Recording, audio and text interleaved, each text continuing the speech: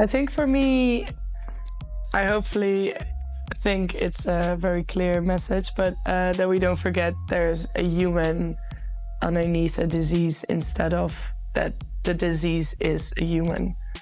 And that there are different races and people and with different ages that have dementia.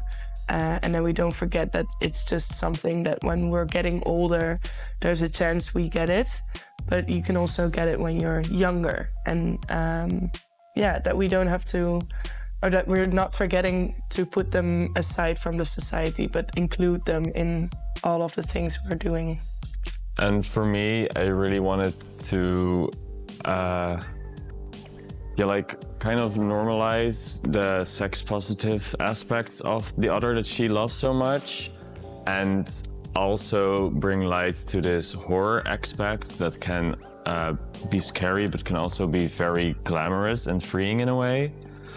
I just really wanted to show how these elements of sex and horror combined together can make something really cool and interesting, and hopefully might inspire other people to also experiment with this. Well, I think that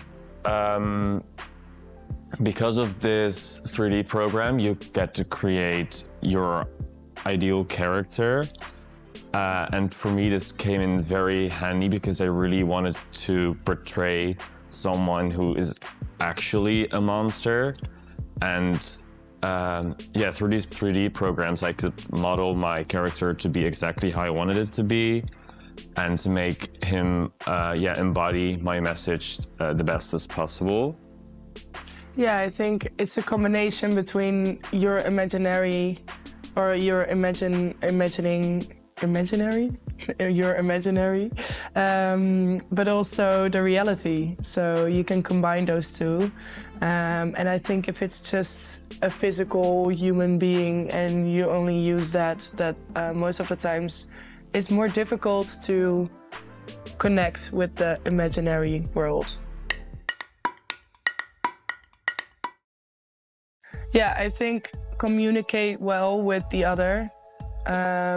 You're telling someone's story and you don't want to break their trust. So I think it's very important to show them your process and your way of thinking while collecting all of your information. And I think by showing that person and including them in your project, you can create a trust with them. And maybe if you also have, for example, I worked with 2 different others. And so I wanted to make a statement about this subject, but also wanted to include a personal story. So by doing that, I constantly talked with the other and told them what statements I wanted to make and if they felt comfortable with me telling that statement. Yeah, for me as well, I first discussed really clearly what I thought I wanted to portray, and then I asked her if she was comfortable with that. But I also asked her what she wanted me to portray. So I really made sure that I would not offend her in a way, especially since it is a sensitive topic of her being trans, and I obviously don't get everything that concerns this subject.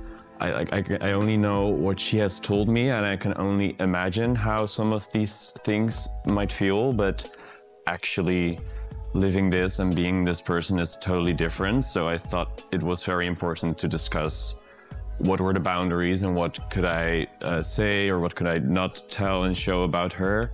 But luckily she is very free in everything, and she doesn't really mind me saying too much. I